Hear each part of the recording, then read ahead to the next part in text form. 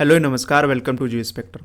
तो बांग्लादेश में जिस तरीके का रेडिकलाइजेशन बढ़ रहा है यार, बहुत ज़्यादा कंसर्निंग है इंडिया के लिए। आए दिन ये लोग इंडिया के अगेंस्ट कोई ना कोई ऐसी स्टेटमेंट देते रहते हैं जो इंडिया को पूरी तरीके से हर्ट करती है, ठीक है। और इंडिया और बांग्लादेश के रिलेशन को भी पूरी तरीके से हर्ट करती है। तो रिसेंट में ही बांग्लादेश के एक लीडर ने अपने पॉलिटिकल कैंपेन के दौरान एक स्टेटमेंट दी और कहा कि to cut off India seven sister, मतलब इंडिया की जो आपको पता ही होगा जो सेवन सिस्टर है इंडिया की। अगर आप ईस्टर्न साइड में जाएं तो इंडिया के 7 ब्यूटीफुल स्टेट देखने को आपको मिल जाएंगे। यहाँ पे आता है असम, अरुणाचल प्रदेश, नागालैंड, मणिपुर, मिजोरम, त्रिपुरा और मेघालय। ये 7 स्टेट हैं। तो इनको कट करने की बात कह रहा है कि इसको अलग कर दिया से, जो कि बहुत ज़्यादा कंसर्निंग है यार। ये लोग अपनी पब्लिक को प्रेस करने के लिए, अपनी पब्लिक को खुश करने के लिए कुछ भी एंटी इंडिया अगेंस्ट कोई भी स्टेटमेंट देते रहते हैं और यहाँ पे कैंपेन अपना चलाते रहते हैं। ये सिर्फ गलती इसके लीडर की नहीं है, यहाँ के लोगों में भी आजकल ऐसी मेंटेलिटी बन चुकी है कि इंडिया ही हमारा सबसे बड़ा दुश्मन है, ठीक है, और कोई नहीं है। बल्कि पाकिस्तान जैसे देशों के साथ ये लोग अपने रिलेशन इंप्रूव करना चाह रहे हैं, जो कि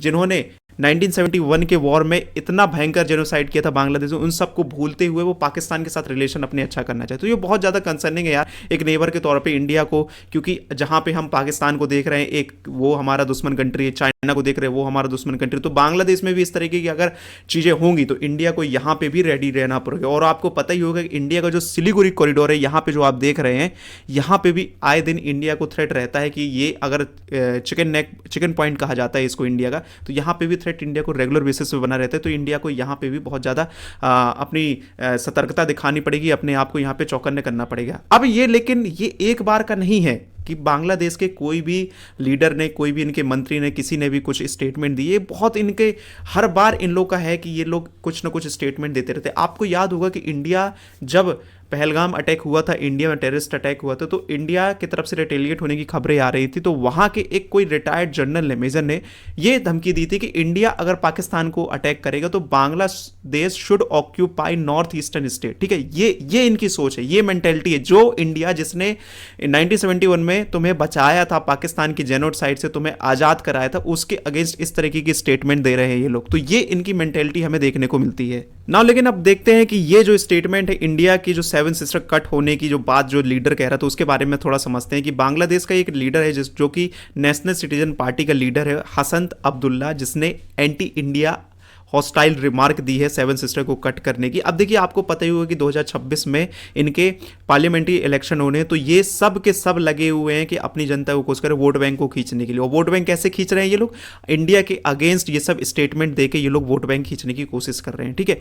और अभी आपने सुना ही होगा रिसेंट में ही इन सब के प्रोटेस्ट के, ये सब जो खतरे जो इंडिया की तरफ थ्रेट ये पहुंचा रहे हैं, और इंडिया जो एम्बेसी है बांग्लादेश में ढाका में, उसको भी बहुत ज़्यादा इन लोग थ्रेट दे रहे हैं और उनको बंद करने की कोशिश कर रहे हैं, जिसकी वजह से इंडिया ने 2 वीज़ा सेंटर को भी शट कर दिया है ढाका के अंदर, बांग्लादेश के अंदर, जिसकी वजह से जो विरोध वगैरह इंडिया के अगेंस्ट हो रहे हैं उसकी वजह से, कंसर्न सिक्योरिटी कंसर्न की वजह से इंडिया ने वहां पे शट कर दिए हैं। ये सब जो चीज़ हो रही है बांग्लादेश में, ये मुझे 1990s और 2000 के टाइम का याद दिलाता है, जब इंडिया के जो नॉर्थ ईस्टर्न स्टेट में वहाँ पे काफ़ी ज़्यादा रेडिकलाइजेशन फैल रहा था, त्रिपुरा वगैरह में, ठीक है, त्रिपुरा में फैल रहा था और मेघालय वगैरह में देखने को मिल रहा था। काफ़ी ज़्यादा रेडिकलाइजेशन, सेपरेटिस्ट ग्रुप थे जो इंडिया को हर्ट करने की कोशिश कर रहे थे। तो वो एक सेफ हेवन बने हुए थे उस टाइम पे, 2000 के टाइम पे बांग्लादेश के लिए। यहाँ पे ये त्रिपुरा वगैरह में ये लोग अपना एक्टिव ग्रुप चलाते थे, यहाँ पे इंडिया के अगेंस्ट बातें करते थे और इंडिया के अगेंस्ट ऑपरेशन वगैरह किए गए थे, और जाके वापस जब इंडिया इनको पकड़ने की कोशिश करते तो बांग्लादेश में जाके ये लोग छुप जाया करते थे। ये देख सकते हैं आप कि त्रिपुरा के जो सेपरेटिस्ट ग्रुप हैं, national liberation front of Tripura and all Tripura tiger force, ये जो है ये सेपरेटिस्ट ग्रुप है, ये इंडिया को काफ़ी ज़्यादा हार्मफुल रहे इंडिया के लिए, क्योंकि ये लोग इंडिया को, त्रिपुरा को अलग करने की कोशिश कर रहे थे। तो ये सब बहुत ज़्यादा, मैं कहूँगा, बांग्लादेश के लिए एक सेफ हेवन बने हुए थे 90s के टाइम पे। और काफ़ी ज़्यादा जो इस्लामिस्ट एक्सट्रीमिस्ट हैं वो भी उस टाइम पे बहुत ज़्यादा पनप रहे थे, जैसे आप जानते हैं हरकत उल जिहाद ए इस्लामी और उसके बाद जमात उल मुजाहिदीन बांग्लादेश, ये भी काफ़ी ज़्यादा इंडिया को इन्होंने हार्म किया। ये बांग्लादेश से आते थे और eastern state, north eastern state में जाते थे और वहाँ पर जाकर रेडिकलाइजेशन फैलाते थे, वहाँ के लोगों को भड़काते थे और इंडिया के अगेंस्ट ये लोग अपने सेंटीमेंट दिया करते थे। लेकिन जब से जो शेख हसीना है वो वापस पावर में आई, तो इनके अगेंस्ट क्रैकडाउन हुआ और इंडिया के जो रिलेशन बांग्लादेश के साथ फिर से री इम्प्रूव होने लगे। और कई जगह इंडिया ने प्रेज भी किया है शेख हसीना को, बांग्लादेश की गवर्नमेंट को, इन सब के जो टेररिस्ट हैं, इन सब ग्रुप्स के अगेंस्ट जो इन्होंने एक्शन लिए उनको भी काफ़ी ज़्यादा प्रेज किया गया था।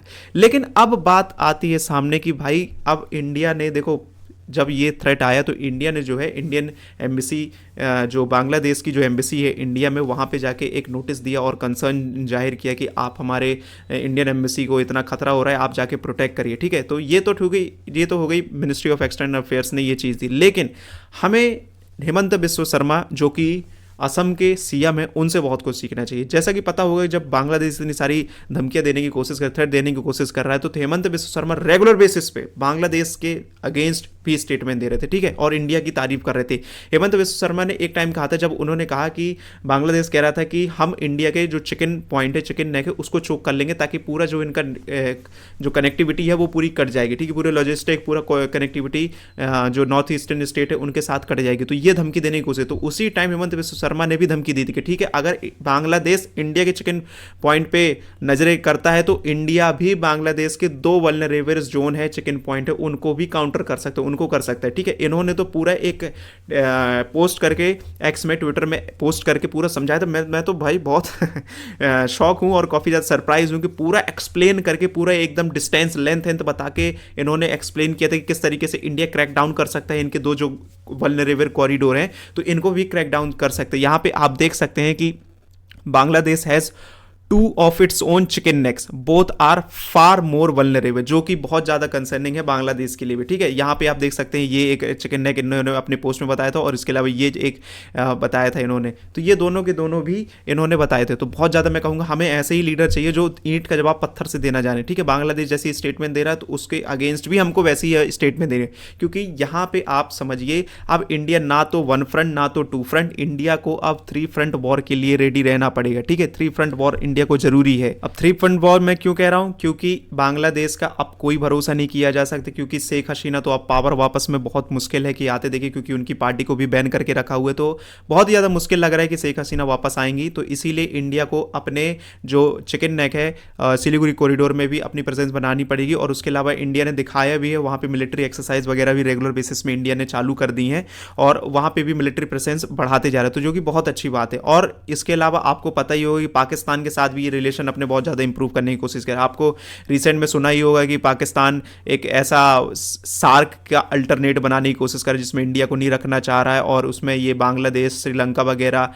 ठीक है, नेपाल वगैरह और चाइना को इंक्लूड कर रहा है, ताकि और ये ग्रुप जो है डेफिनेटली काम करेगा, इंडिया के अगेंस्ट ही काम करने वाला है। तो ये भी चीज़ें बढ़ रही हैं आगे। देखिए अब कंसर्निंग तो है, देखिए अब इसमें क्या फर्दर आगे डेवलपमेंट होती है, अगर कुछ और भी होता है, इंडिया की तरफ से कुछ स्ट्रॉन्ग स्टेटमेंट वगैरह आती है तो देखना इंटरेस्टिंग होगा और आगे जाके क्या होता है इनके पार्लियामेंट्री इलेक्शन में देखना जरूर बनता है। तो गाइस यही था आज का अपडेटेड वीडियो। मैं मिलूंगा एक और